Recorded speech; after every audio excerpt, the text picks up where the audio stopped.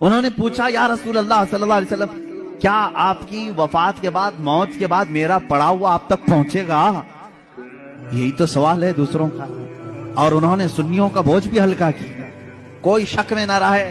हुजूर पाक सल्लल्लाहु अलैहि वसल्लम ने जवाब में भी इतना ही नहीं फरमाया पहुंचेगा, बल्कि यो फरमाया साहबी को, जो दुरूद पढ़ते हो से पहुंचता नहीं। मेरे आका फरमाते हैं, जिसने दुरूद पढ़ा मैं उससे भी जानता हूं, उसके बाप को भी जानता हूं।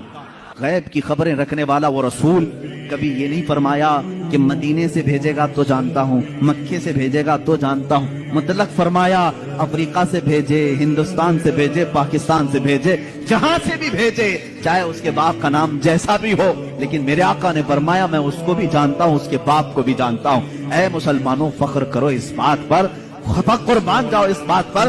एक दुरूद ऐसा है, एक इबादत ऐसी है, जब हम यहां पढ़ते हैं हमारे बाप का